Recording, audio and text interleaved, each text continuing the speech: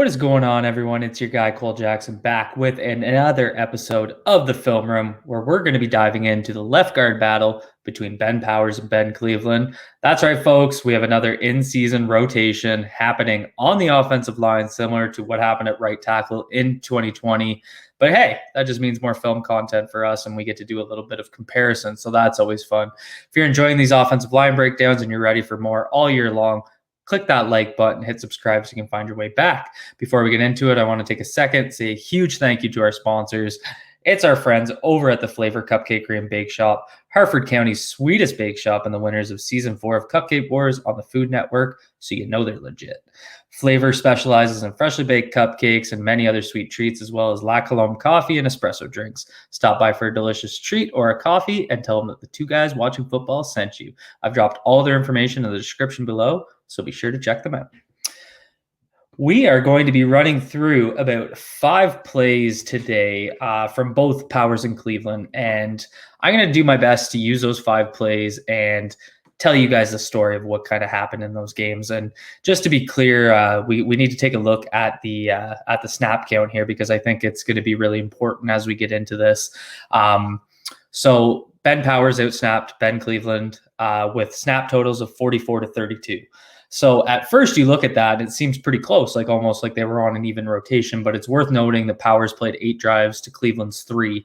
So Powers was out there a lot more. So how'd the snap counts get so close? Well, that 10th drive that Cleveland was in, the one that ended with Lamar Jackson's flip that sparked the city, that was a 16-play drive. So obviously that's a lot for any drive, but Cleveland was on the field for that one. So that was about quite literally half his snap count. So that's really what even the numbers. So it wasn't quite an even rotation, even though the snap counts were similar. Huge thank you to @Yoshi2052 on Twitter for providing the snap counts. Go ahead and follow him if you're not already. And now, without further ado, let's get into the film, where we'll be starting with Ben Powers. And so kind of how I've done these is I wanted to show both the positive and the negative, and I'm actually going to switch this and show completely my screen. No, we're going to go like that. So that you guys can see that. Actually, that's not making a difference. We'll just leave it like this. So I wanted to show kind of the positive and the negative from both players, and try and give more of a critical analysis. They're obviously, like, the offensive line really played well in this game. So, but anytime you're spotlighting guys, you can find things that they need to work on, and I think that's really important in this competition, because we're looking at 2 guys that are young, 2 guys that are developing, and I think we need to kind of look at that. So, starting off with Ben Powers on the more critical side. And you guys will remember this from my breakdowns of his preseason, is I think he's struggling with his pass protection, and it's what I've kind of chalked up to poor core strength or poor upper body strength, where he tends to get into a rep, and if his positioning isn't perfect, he can kind of lose his balance by having his upper body manipulated. And what it looks like to me is that lack of core strength to kind of maintain his posture. So we're going to run through 2 snaps where I thought that showed. Context note on this: Ben Powers was an excellent pass protector in college, where he needed to work more on his run blocking. And in the NFL, it's been basically the polar opposite. He's been a fantastic run blocker. I've tweeted about it, specifically some of the things he's done well, but his pass protection needs to improve. So this is a great clip, this first one here. So he's going to be head up on 99 here. They snap. And see right there, that's really what I'm looking at. So he starts off okay. He kind of sets on him. He keeps his head inside, and that's what you want to see from him. You don't want to have the defender's head on the inside of your shoulder. But 99 is able to rip right there. And that's where I'd like to see him have that inside hand, that right hand of his, more up inside of his shoulder pads, and where he can maintain his posture. So when I'm talking about posture, when I'm talking about losing posture, what I'm talking about is this right here in the still. You can see him lean forward, and he loses his straight back. He's now leaning, and 99 rips through. So Lamar gets the ball out. It's not an issue. But it's still an example of where he kind of struggles with this. So let's go back right to the start. Again, he kind of starts well. But even right here, you can kind of see his front foot is a little too far up. You want to have that a little bit more back, and that allows him to kind of sit back and maintain his posture. 99 rips him down. Again, I call this core strength. Some people have disagreed with me. That's fine. That's what it looks like to me, because as soon as he rips there, he should be able to kind of maintain his body through his core, and he just rips like that. So this stood out. We're going to actually, the next play, it's going to show the same theme. So it wasn't just one snap. It was reoccurring, and it's been reoccurring all through the preseason. Apologies for the video quality. My video quality hasn't been great. My internet is failing me a little bit, but same idea here with 90. So again, ball comes out really quick. So I know like this isn't a pressure allowed. This isn't a negative event, but you can watch how he loses that inside, watch his right hand, and he's beat inside again. So again, ball's out, no biggie. Lamar has a great read of the outside pressure here because we have a 6-man rush against a 5-man protection. That 6-man becomes a quarterback's responsibility. He has Andrews there, hits it with an easy check down. No issues there, but just gets beat again inside. So that was something that stood out to me in this game. Powers didn't credited for any pressures. I don't think he necessarily had a bad day in pass protection. That's not the story I'm trying to tell. It's more, this has been happening during his tenure as a Raven. I'm still seeing it happen. It's kind of where I think he needs to improve the most. And I think that's very important when we're looking at Ben Powers versus Ben Cleveland. I think Ben Powers is probably going to be down a little bit in his pass protection compared to what you can get from Cleveland. So that's really what I want to focus on there. And now we'll get into some positive plays because there were quite a few from Powers. I mean, he had a good day. We're starting off with a pull here. So I think this is just simple power to the right. Get the down blocks there. Powers comes in, nails his man. That's just a good pull. Cologne kind of loses his balance there if you watch right here. That's Makari firing off the ball. This is what I love to see on the offensive line when you have stills. I want to see guys, when the ball's still in the air, getting to Lamar and guys are already in motion. That's showing me who fires off the snap well, and this really shows Powers. He had a great hop. He gets out there. See, Chris Jones kind of throws him off, throws Cologne off of him. Powers identifies it, gets low, nails him. That's just a good pull. Now, on this play in general, what you'd like to see is this is, we have a 6-0 offensive lineman and lined up as a tight end. So this is usually your Eric Tomlinson, your Patrick Ricard, your Nick Boyle, obviously, if he's healthy, that's kind of kicking this guy out. So what we'd see here is ideally is Cologne and Ricard kicking out 95 and 56. And then the down block comes here to 98 from Makari, and him and KZ just kind of deuce block this guy, and then Powers would be pulling in behind. So what I like here from Powers is he identifies that Chris Jones just absolutely swam Cologne. And like you can see right here, say Cologne hits a seal block, Powers is going to pull up right into 53. If those guys hold their blocks, this run is getting sprung for more, but it's on Powers to hit the first guy available. He sees it. He sees Chris Jones. He takes him, gives him a nice pop. That's a great, not only a great block to kind of lay that hit on him, but it's also a good recognition. So credit Powers there. That was well done. And I think I marked down he had one missed pull. Other than that, he hit most of his pulls. So he had a great day pulling, which is always great. And this was another great play. You're actually going to see this play repeated when I break down the offensive tackles because Alejandro Villanueva springs this. This is that Duvernay fumble recovery touchdown that Tyson Williams should have scored. At least he should have for my fantasy team. But what I like here from Powers in the run game and where I thought he did well is he gets out and he finishes. So we'll watch Powers kind of come there. He blows this guy off the ball. And then look right here. See how he just drives to the whistle. And AV springs this play right here. AV kind of combo blocks with Powers and then gets right into the level 2 guy. And that's really what opens up the cutback here from Williams where he just goes, boom. That's AV sealing that. But what I really liked from Powers here is, yes, he gets, help on the deuce block here. But then, he didn't let go of that block. He finishes them. And that's so important because Williams starts to float out here with Ricard, and Williams is going to read off of Ricard's block and cut back inside. And if Powers just kind of lets that block off, which I've seen from a Raven a number of times, where you think the ball's probably gone, so you don't finish your block, and then that guy makes a chase down tackle. So Powers keeps driving all the way to the whistle. And there's that fumble that was crazy. But it's something that is underrated in my opinion in this game. There's a lot of offensive line coaches that you can talk to that say finishing is so important. And this is a great sign from a guy like Powers who, I need to see that kind of stuff from. It's the intangibles. It's that, what was his quote when he was drafted? He wants to snatch souls. This is him putting his money where his mouth is and getting out there and finishing that. So, and also a great block from Bozeman there. God, he played well in this game.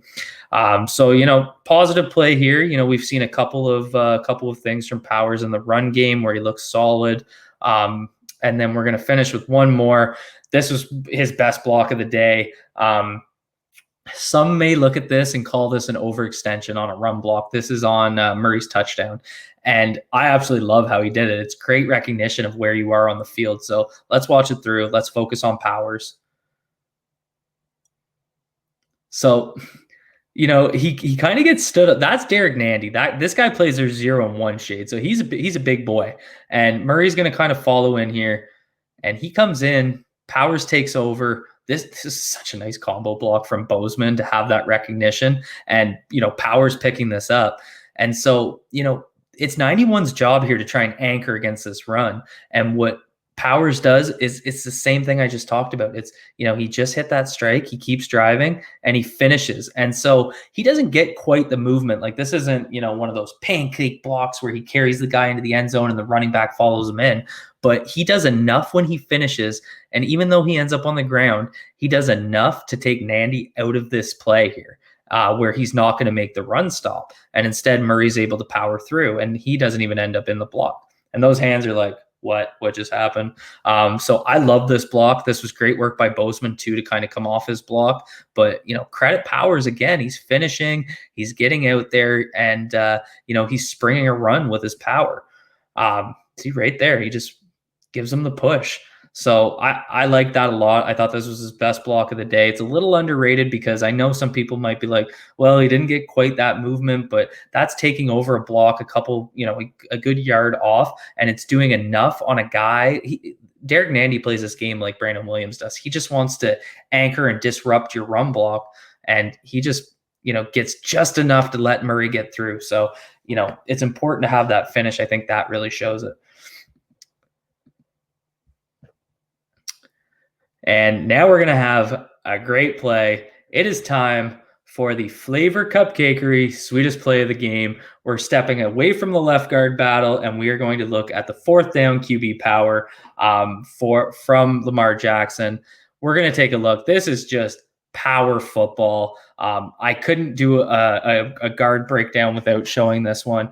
We have Makari coming over in the left tackle spot. We got Villanueva where you'd normally have a tight end. We got Cologne in where you'd have a second tight end, and then we have our blocking tight end out on a third tight end. This is power football. We have Ricard in at running back. Andrews is over here as a right tackle, and this is just power football. AV flies off, Makari flies off. You're going to see AV take this guy downhill. Kevin Zeitler is going to come through, hit his pull, and that springs this run right there. That, my folks, this sealed the game for the Baltimore Ravens. That was Kevin Zeitler making a play. That's, Makari and AV coming off to combo this guy, and AV just takes him to the woodshed. And that might even be Chris Jones, which is even sweeter. But it's right here. Kevin Zeitler coming across. And that is the Flavor Cupcakery sweetest play of the game. Like I said, all their information is below. Go ahead and check them out. Huge thanks to our friends over at Flavor for sponsoring this film room series. And now we're going to jump into Ben Cleveland. And I'm going to do kind of the same idea. I'm going to start off with a couple of plays where I think he showed a consistent theme where he needs to improve. And then we'll jump into a couple of plays where I thought he did quite well. And so what I'm seeing in this, Cleveland had, and you'll see it in his positive plays, like it wasn't just that he was not good in the run game. I mean, he's a big, powerful mountain of a man, but I think we can see technique-wise where he's having some of his issues. So we're going to run this one through. So right here, this is going to be the theme. Cleveland ends up on the ground on this play. In my opinion, what I'm seeing from him on some of these blocks that I'm going to be showing is him overextending in the run game, and he's getting out with what I always call, I always say you're out over your skis, which your skis usually refer to your feet. And what I'm saying is his shoulders come out over top of his feet, and that causes him to lean. That causes him to lose his balance and loses base. And, you guys will hear me repeat over and over again, base, balance, power.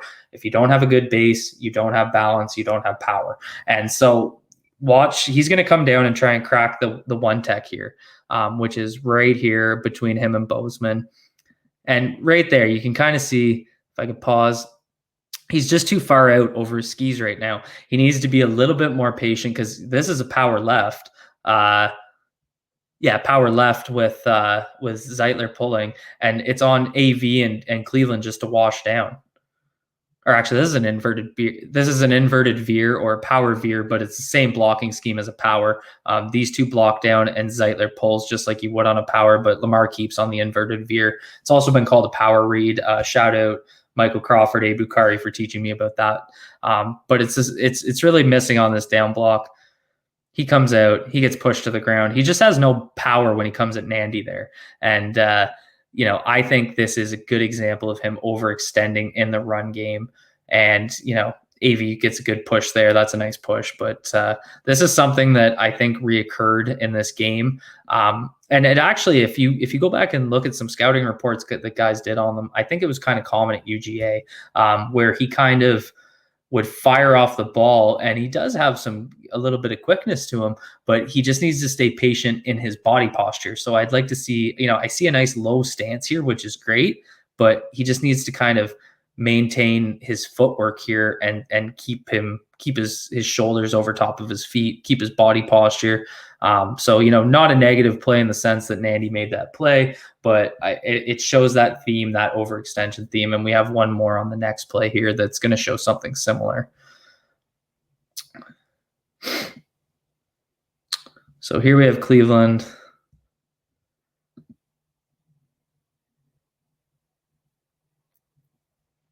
And so this was a Lamar keeper.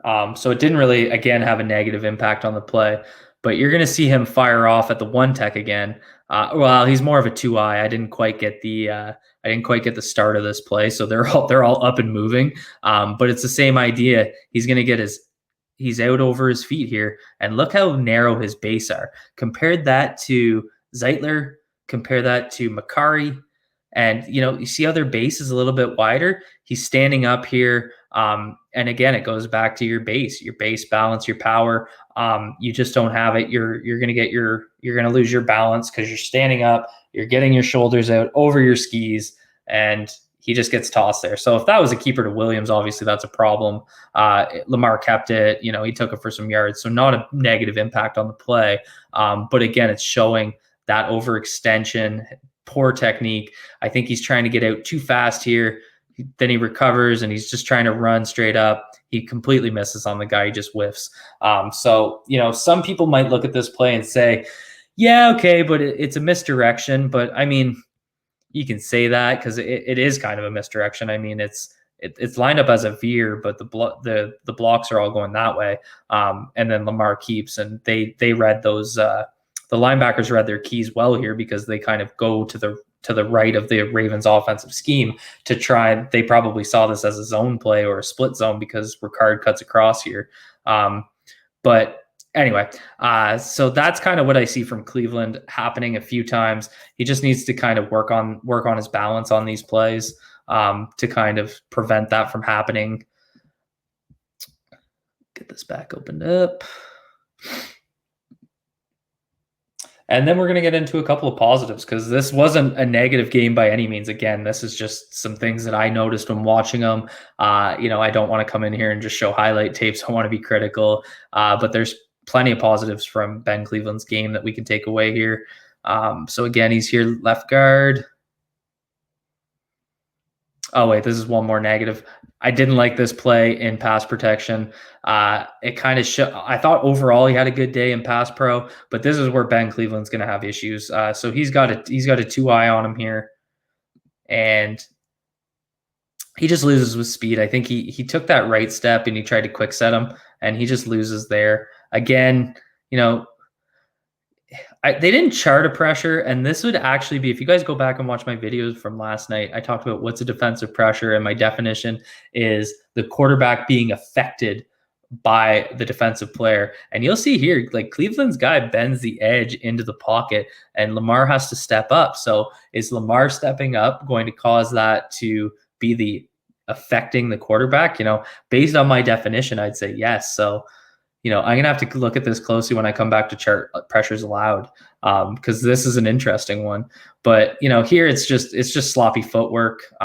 He's too slow to get there. Does a good job recovering and pushes him out of the back of the pocket. But Lamar is forced to step up. He completes the pass and all as well. But, again, you'd like to see some quicker feet there out of Cleveland. So something to keep an eye on in his pass protection. I think it's key for Cleveland to get his hands on guys in these sets, because he's a mountain of a wall. And if he can get his hands on guys, then he just hits his anchor and there's nowhere to go against him. So let's get into the positive plays now. And this is what I'm talking about. Like, that is just like, you can see quick feet. His feet are quick. He reads this well. He's going to take the defensive end coming in. This is a little bit of it's not quite a stunt, but it acts like a stunt where AV has to pass him off to Cleveland and pick up the outside linebacker here who comes in. They do it well. And then you just see Cleveland hands on. See those feet though, right here. Watch his feet. Step, step, step, step, step. That's what I want to see from Ben Cleveland. Go back to that last clip, watch it through. Quick feet, make the adjustment, take him on, hands on, hits his punch. And you can see he's got the vice grips on here. He's going nowhere. So this play, to make that contrast to the last play we just watched, this was more the story of Ben Cleveland in pass protection in this game. I thought, we need to look at some of those negative plays to keep our eye on them. But overall, this was a very good game of pass protection for Ben Cleveland. And, he was getting his hands on guys. He was dropping his anchor. And that's exactly what you're seeing in this play. So it's great work by him here.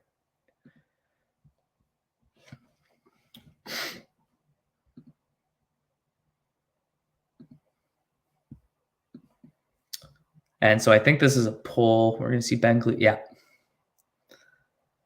This was an encouraging play for me too from Ben Cleveland. I think we're going to see, if he's in that left guard spot, we're going to see a lot of pulls. And, again, I really liked his base here. I think I tweeted about it this morning. Our guy, Spencer Schultz, tweeted, early in training camp how the coaches were working on his stance. I think you see a wider stance than you would have in his UGA days. I think you see his butt lower, and I think this really helps with his pad level on these pulls. Like, he's out there so quick, he's low, he gets in, he hits that block, and right here, see how he coils his hips when he gets in? So he's kind of high here, but then look what he does with his hips, and this is what I'd like to see. That's just a good kick out. Similar to that play we saw from Powers. Ideally, he's pulling upfield, but there's no one to kick out this guy. They kind of bring those down blocks, and so Cleveland has to kick him out. Ricard is now it's almost a double pull because you got Ricard, driving that guy. So that's just good work by Cleveland to hit that block and keep it moving.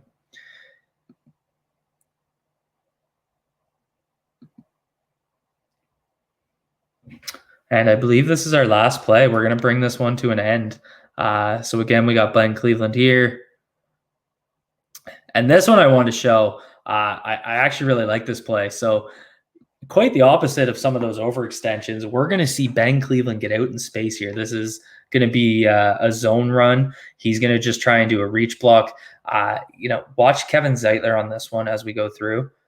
So see his block there. If he's able to maintain that shoulder and keep kicking him out, the way Ben Cleveland cuts back into his guy. So Cleveland gets out there and helps Bozeman, but then he turns into this guy and he seals him. And he's got his hand there. He's got that inside hand going across to his shoulder. This was good work by Ben Cleveland to not only show the explosiveness and get there, but the way he turned to kind of take away that backside defender. Like, this is boom. So it doesn't happen, but it's because Zeitler lost his man here on the inside shoulder. But like I said, picture him getting kicked out. If he's kicked out over here where Makari is, and Cleveland hits that cutback, so this guy's not here because he's getting kicked out. That's a big lane. It's going to be on. I think that's Matthew to kind of chase him down and make that play. So unfortunate, but what a play from Cleveland. That ability to kind of cut back inside. That's good diagnosis. He helps Bozeman maintain his shoulder. Bozeman takes it over well. So unfortunate that Zeitler couldn't make that block, but look at that explosiveness, and then to reach back. Just a good play from Cleveland. So, like I said, this one was interesting in the sense that, we had lots of positives in this one. I think both guys made a darn good case for more snaps. And in the context of having a rotation, that's what we want. We want guys playing well. We want to be picking the best of the two, not kind of settling. And so I think if you guys go back to the preseason, it was unfortunate because it felt like due to injuries and, Phillips missing time and Cleveland missing time, it felt like Powers won by default. So as much as, I'm not a huge rotation guy, I think it's important for offensive linemen to get into a groove and go through the game. But, it does feel like we're going to force these guys to compete and the cream will rise to the top. So, who did I give the edge to? That's probably the $1 million question. It was close. I think I give the edge to Ben Powers in this one, despite some of the limitations that I saw. I think Ben Cleveland played really well. I fully expect against the Detroit Lions on Sunday that we see another rotation. But I did give the edge to Powers in this one. I thought he was that good in the run game. I thought, he was springing some big blocks. And, a lot of this is sample too. It's tough because, he just simply had more snaps. He had more plays to stand out. But the important thing is I don't think neither one of these guys hurt their case. And I can't make that clear enough. So, that's just my take. I want to know what you guys think. Drop a comment below. Who do you want to see starting? Is it one of these deals where we're done with Powers? We just want to move on to Cleveland. Do you guys want to keep the rotation? Tell me what you guys think. And, we're going to be checking in on this. This is going to be, if they're going to continue to rotate, we're going to continue to check in. We're going to continue to kind of track it week to week and see what happens. But that's all I have for you guys today. Be good to yourselves. Be good to each other. Peace out, everyone.